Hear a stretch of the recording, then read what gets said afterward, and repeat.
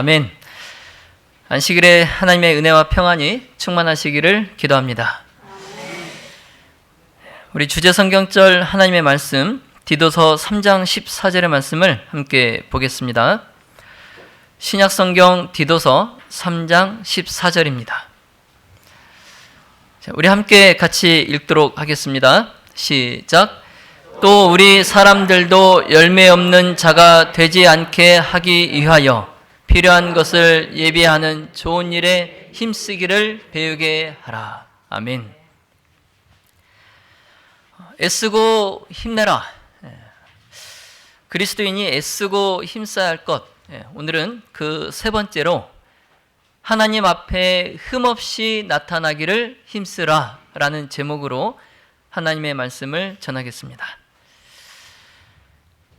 특창을 부르신 분은 우리 아까 소개해드린 대로 우리 동네 탁구교실 회원이신 우리 오정래 집사님이십니다. 아직 신앙을 결심하시지는 않으셨지만 항상 보면 꼭 집사님 같으세요. 그래서 탁구 회원들이 집사님이라고 부릅니다.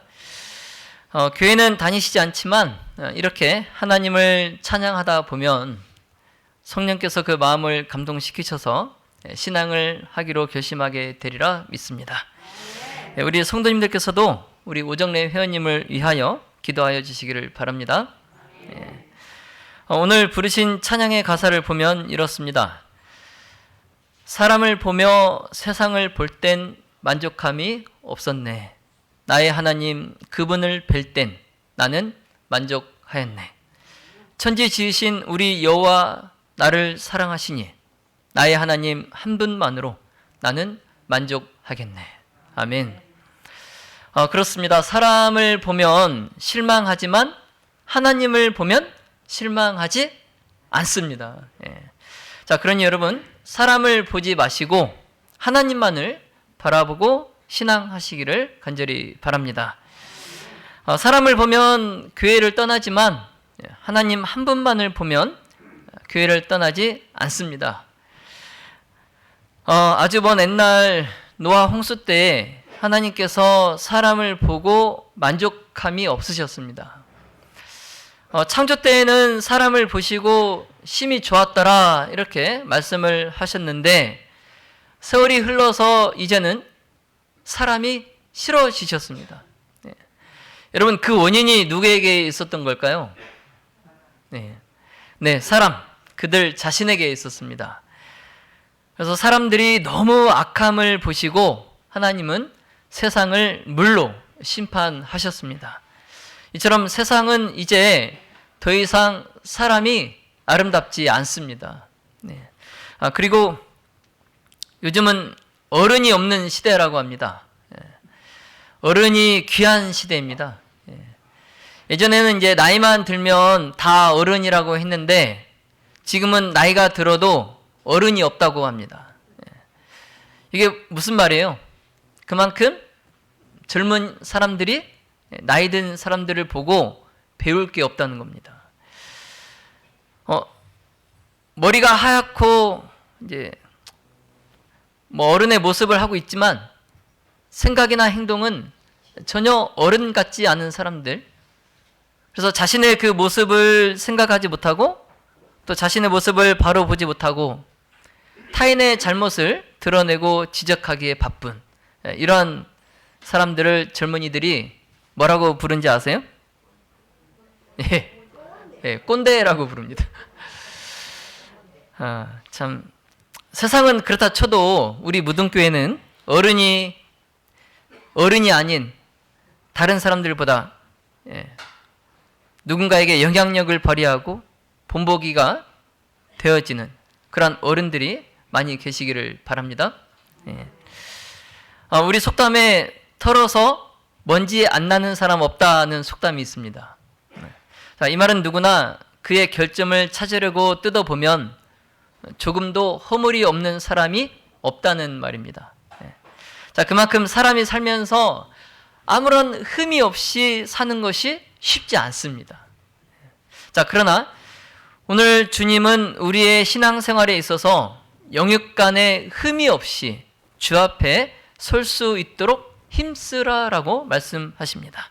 자, 오늘 본문인 하나님의 말씀 베드로 후서 3장 10절로 11절 그리고 14절의 말씀을 함께 보겠습니다. 신약성경 베드로 후서 3장 10절로 11절 그리고 14절입니다. 그러나 주의 날이 도적같이 오리니 너희가 어떠한 사람이 되어야 마땅하뇨? 거룩한 행실과 경건함으로 주 앞에서 점도 없고 흠도 없이 평강 가운데 나타나기를 힘쓰라. 아멘. 베드로에게는 평생에 잊지 못할, 아니 잊고 싶은, 아예 지워버리고 싶은 이불킥이 있었습니다. 그것이 뭐냐면 그가 예수님을 3번 부인한 거예요. 그날은 예수님이 제자들과 이 땅에서 갖는 마지막 만찬의 자리였습니다.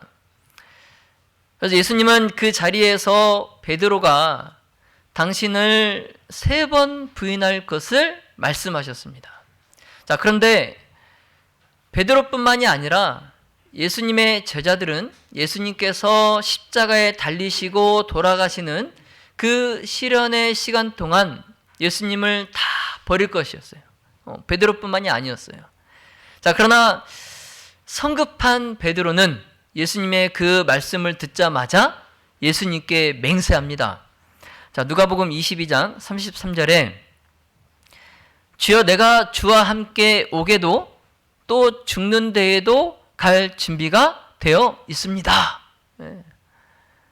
그래서 다른 사람이 다 주님을 떠나가더라도 저는 무슨 일이 있어도 예수님을 떠나지 않을 것입니다. 이렇게 맹세를 합니다.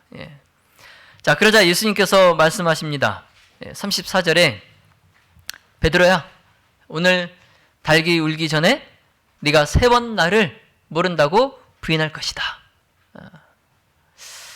그러나 베드로는 예수님께서 이렇게 말씀하셨어도 정말 예수님을 배신하지 않을 자신이 있었어요. 예수님이 이번만큼은 틀리셨어. 나는 절대 무슨 일이 있어도 예수님을 배신하지 않을 거야. 그런 자신이 있었어요. 근데 이제 그 만찬이 끝나고 그날 밤 늦게 폭도들이 예수님을 잡으러 찾아왔어요. 그리고 그 예수님을 대제사장 가야바의 집으로 끌고 갑니다. 근데 이제 이날 베드로는 예수님의 말씀대로 주님을 부인하게 됩니다. 자, 그런데 그 베드로가 예수님을 부인하고 배신하기까지는 일련의 단계가 있었어요. 자, 첫 번째는 누가복음 22장 33절에 주여 내가 주와 함께 오게도 죽는데도 가기를 준비하였나이다 하는 자신감이 있었습니다. 자신감. 그리고 이제 두 번째는 54절에 예수를 잡아 끌고 대제사장의 집으로 들어갈새 베드로가 멀찍이 따라가니라. 그가 멀리서 따라갔다는 거예요. 이제 세 번째는 55절에 사람들이 뜰 가운데 불을 피우고 함께 앉았는지라 베드로도 그 가운데 앉았더니 잘못된 사람들과 함께 어울리는 거였어요. 자, 그래서 대제사장의 집에서 그들이 뜰 한가운데 불을 피우고 함께 앉아 있을 때에 베드로도 그들 가운데 섞여서 같이 앉아 있었습니다. 자, 그런데 한 하녀가 베드로가 앉아 있는 것을 보고 이 사람도 그와 함께 있었다 이렇게 말하는 거예요. 그러자 이제 베드로가 이보시오, 나는 그를 알지 못합니다. 딱 예수님을 부인하는 겁니다. 그리고 이제 조금 후에 또 다른 누군가가 베드로를 보고 당신도 그들 중에 하나이다 이렇게 말을 하는 거예요. 그러니까 베드로가 이번에도 이 사람아 나는 아니요 이렇게 말을 하는 겁니다. 그리고 이제 그 뒤로 1시간쯤 지난 후에 또 어떤 사람이 이 사람도 갈릴리 사람이기 때문에 이 사람도 그와 함께 있었습니다 이렇게 말을 하니까 베드로는 이번에도 여보시오, 나는 당신이 무슨 말을 하는지 모르겠습니다, 이렇게 말을 하는 겁니다. 예. 베드로가 그렇게 말을 하고 있는 동안에 닭이 울었어요. 그때 주님께서 돌아서서 그 베드로를 바라보셨습니다. 베드로가 예수님의 얼굴을 보고 주님께서 그에게 오늘 닭이 울기 전에 네가 나를 3번 부인하리라 하고 말씀하신 그 말씀이 기억나자 그가 밖으로 나가서 매우 통곡을 합니다. 네. 여러분, 베드로가 예수님을 부인하게 된 이유는 뭡니까? 예수님을 부인하게 된 이유. 자, 아까 제가 말씀드렸죠. 자, 첫 번째는 자신감이 있어요. 두 번째는 멀리서 따라갔어요. 세 번째는 잘못된 사람들과 어울리는 거였어요. 이게 베드로가 예수님을 부인하게 된 원인이에요. 예. 자, 이 본문에서 베드로가 대제사장 가야바의 뜰에 있는 그 불 앞에서 믿지 않는 자들과 둘러싸여서 그들과 함께 몸을 따뜻하게 하는 것을 우리가 보았는데, 그 모닥불, 그 불 피워놓은 그곳이 정말 지치고 약해진 베드로가 마지막에 있었던 곳입니다. 이제 베드로는 그가 할 수 있는 것이 아무것도 없다고 생각했어요. 그래서 그는 그냥 거기에 앉아 있었습니다. 그렇게 베드로는 잘못된 시간에 잘못된 장소에서 잘못된 사람들과 함께 있었고 잘못된 일을 했습니다. 여러분, 베드로의 행동에서 우리가 무엇을 배울 수 있습니까? 베드로의 행동에서 우리가 무엇을 배울 수 있어요? 자, 우리가 누구와 시간을 보내는지에 대해 주의 깊게 생각을 해야 됩니다. 누구와 함께 내가 시간을 보내는가? 우리는 그리스도인으로서 우리가 다른 사람들에게 영향을 미치고 있다고 생각을 합니다. 내가 그리스도인으로서 다른 사람에게 영향을 미치고 있다. 좋은 영향을 미치고 있다. 자, 그러나 문제는 오히려 그들에게 내가 영향을 받고 있다는 거예요. 내가 그에게 영향을 미치고 있는 게 아니고 내가 오히려 그에게 영향을 받고 있다는 겁니다. 그래서 시편 기자는 시편 1편 1절에 복 있는 사람은 악인의 꾀를 뭐하지 아니하고 쫓지 아니하고 죄인의 길에 서지 아니하고 오만한 자의 자리에 앉지 아니한다라고 말씀합니다. 자, 이 말씀에서 여러분 단어의 그 진행 과정을 보시면, 자, 첫 번째 뭐가 있어요? 걷기가 있어요. 걷기. 두 번째는 서 있어요. 세 번째는 앉아 있어요. 자, 이처럼 우리가 죄에 빠질 때도, 내가 죄에 빠질 때도 대부분 일련의 이런 단계로 시작이 됩니다.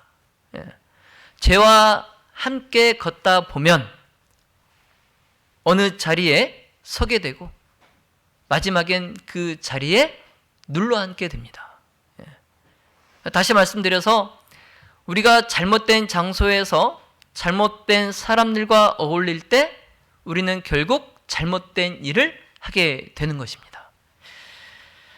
예수님께서 십자가에 그렇게 돌아가시고 3일 만에 부활하셨을 때에 예수님은 베드로와 다른 6 제자가 갈릴리 바다에서 물고기를 잡고 있는 그곳을 찾아가셨어요.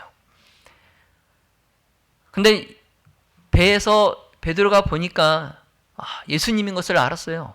그래서 그가 겉옷을 두른 채로 물속으로 뛰어들어서 그 주님을 맞이합니다. 그리고 이제 예수님께서 그 제자들을 위하여 준비하신 그 조반을 다 식사를 마치고 이제 따로 베드로에게 물으십니다. 요한의 아들 시몬아, 네가 나를 사랑하느냐?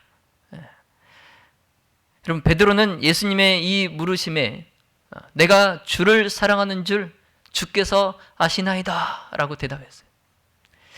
예수님은 같은 질문을 3번 연속해서 물으십니다. 똑같은 질문을.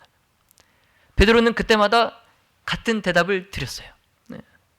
자, 그러나 베드로는 마지막 예수님이 그에게 세 번째 네가 나를 사랑하느냐라고 질문하셨을 때에 그는 근심에 빠졌습니다. 마지막 세 번째. 요한복음 21장 17절에 베드로가 근심하여 가로되 주여 모든 것을 아시오매 내가 주를 사랑하는 줄을 주께서 아시나이다. 여러분, 베드로는 예수님의 이 세 번째 질문을 받고는 근심에 빠졌습니다. 베드로가 세 번째 물으심에 근심하게 된 이유는 그가 예수님께 사랑하느냐는 질문을 세 번 반복해서 들으면서 자기가 세 번이나 예수님을 모른다고 부인한 거, 그게 생각났기 때문에 그가 마지막 세 번째 질문에서 근심하였어요. 베드로는 이제 예수님께 대한 그의 마음은 변함이 없었어요. 예수님에 대한 그의 마음은 변함이 없었지만 이제 그는 예전에 참 자신감이 넘쳤던 그때와 달리 이제 더 이상 아무것도 장담할 수 없음을 뼈저리게 알고 있었어요. 그래서 베드로는 예전처럼 자신 있게 그렇게 호언할 수가 없었던 것입니다. 그래서 예수님께서 베드로와 나누신 이 부드러운 대화는 그를 지도자의 자리로 회복시켜주고 그리고 예수님을 세 번이나 부인했지만 이제 그는 예수님에 대한 사랑을 세 번 확인했습니다. 자, 사랑하신 우리 모든 가족 여러분, 베드로의 이 뼈아픈 실수담은 우리의 인간적 약점과 또 실패와 그리고 죄에도 불구하고 예수님께서는 우리를 용서하시고 우리를 죄에서 구원하시기를 간절히 원하신다는 것을 강조하고 있어요. 자, 베드로가 점도 있고 흠도 있는 사람이었지만 예수님과의 관계에서 완전히 용서받고 회복되었음을 오늘 우리는 보았습니다. 자, 우리가 과거에 어떤 실수를 저질렀든 우리가 주님과 멀리 떨어졌든 예수님은 우리를 회복시키시고 구원하고 싶어 하신다는 사실을 여러분 꼭 기억하시기 바랍니다. 베드로가 부인하자 예수님께서는 사랑으로 그를 용서하시고 그를 회복시켜 주셨습니다. 여러분, 예수님을 너무 실망시켜드려서 이젠 나에게 희망이 없다고 느끼십니까? 자, 그렇다면 베드로의 이야기가 여러분께 용기가 되기를 예수님의 이름으로 기도합니다. 우리가 얼마나 멀리 떨어졌든 얼마나 깊은 죄의 수치심이 있든 예수님은 우리를 용서하고 회복시켜 주실 것이며 당신을 섬기는 목적을 주실 줄로 믿습니다. 자, 이제 베드로는 예수님께 내 양을 먹이라 이 위대한 사명을 위탁받고 자신의 오점을 지어주신 그 예수님만을 바라보고 생각하면서 그의 그 남은 인생을 복음 전하는 일에 그의 평생을 바치게 됩니다. 자, 그 베드로가 오늘 우리에게 자신이 겪은 그 애타는 심정으로 권면합니다. 자, 오늘 본문 말씀인 베드로후서 3장 12절로 14절의 말씀을 보겠습니다. 베드로후서 3장 12절로 14절입니다. 하나님의 날이 임하기를 바라보고 간절히 사모하라. 그날에 하늘이 불에 타서 풀어지고 체질이 뜨거운 불에 녹아지려니와 우리는 그의 약속대로 의에 거하는 바 새 하늘과 새 땅을 바라보도다. 그러므로 사랑하는 자들아 너희가 이것을 바라보나니 주 앞에서 점도 없고 흠도 없이 평강 가운데서 나타나기를 힘쓰라. 아멘. 자, 여기에서 하나님의 날, 이 하나님의 날은 구약 성경의 여호와의 날과 같은 의미예요. 그래서 이 본문의 앞절인 10절에 그 주의 날로 나타나고 있습니다. 주의 날. 그래서 하나님의 날, 또 구약 성경의 여호와의 날, 그리고 이 앞절 10절에 있는 주의 날, 이 모든 것은 다 주 예수 그리스도의 재림을 가리킵니다. 이 하나님의 날은 예수 그리스도의 재림의 날을 가리켜요. 그래서 베드로가 지구 역사의 끝이 가까워짐에 따라 그리스도인들이 직면하게 될 어려운 상황에 대해서 주의할 것을 권면하고 있습니다. 베드로가 하나님의 신성한 능력과 약속에 대해서 우리에게 말한 그 모든 것과 더불어서 곧 이 땅에 일어날 이 충격적인 사건들을 고려할 때에 14절에 믿는 자들은 점도 없고 흠도 없이 평강 가운데서 하나님 앞에 나타나기를 권면하고 있습니다. 우리는 예수님의 재림이 가까울수록 영적으로 깨어 있어야 하고 시대의 악을 식별하고 그 악의 올무에 걸리지 않도록 조심해야 됩니다. 그래서 우리는 또한 그리스도 안에 거하고 주님을 공경하는 거룩하고 흠없는 삶을 살아야 됩니다. 그러므로 베드로는 오늘 우리에게 서로 평화롭게 살고 영과 진리로 행하고 죄로 죽은 사람들에게 은혜의 복음의 좋은 소식을 나누라라고 촉구합니다. 따라서 우리 모두는 베드로의 이 기별의 긴급성을 주목하고 우리 주님이시며 구세주이신 예수 그리스도께서 다시 오실 때까지 깨어 있어야 됩니다. 우리 모두 이제 때가 얼마 남지 않았음을 알고 부지런히 마음과 생각을 지키고 그리스도 안에서 평안을 누리고 생각과 말과 행동과 또 모든 동기에 있어서 흠이 없으시기를 간절히 바랍니다. 이처럼 우리의 영육간에 잘못되어서 흠이 생기게 되면 우리는 하나님의 심판대 앞에 설 때에 하나님의 약속을 받지 못하게 됩니다. 그러므로 영육간에 흠이 없어야 됩니다. 악은 모양이라도 버리라고 했습니다. 악은 모양이라도 버리라. 데살로니가전서 5장 22절로 23절 악은 모든 모양이라도 버리라. 평강의 하나님이 친히 너희로 온전히 거룩하게 하시고 또 너희 온 영과 혼과 몸이 우리 주 예수 그리스도 강림하실 때에 흠없게 보존되기를 원하노라. 아멘. 사도 바울도 베드로처럼 예수님의 재림을 기다리며 이를 위해 힘쓰라라고 우리에게 권면하고 있습니다. 이제 말씀을 정리하겠습니다. 윤동주 시인의 서시라는 시입니다. 죽는 날까지 하늘을 우러러 한 점 부끄럼이 없기를 잎새에 이는 바람에도 나는 괴로워했다. 별을 노래하는 마음으로 모든 죽어가는 것을 사랑해야지. 그리고 나한테 주어진 길을 걸어가야겠다. 오늘 밤에도 별이 바람에 스치운다. 믿음의 모든 가족 여러분, 하나님을 믿는 성도들의 삶은 힘쓰는 삶입니다. 힘쓰는 삶. 그래서 죽는 날까지 하늘을 우러러 한 점 부끄럼 없기를 힘쓰는 삶이에요. 그게 그리스도인의 삶입니다. 그러나 내 힘만으로는 아무리 내가 힘쓴다 할지라도 하나님께서 원하시는 그 기준에 도달할 수 없습니다. 내가 아무리 힘써도 하나님의 원하시는 기준에 내가 못 미쳐요.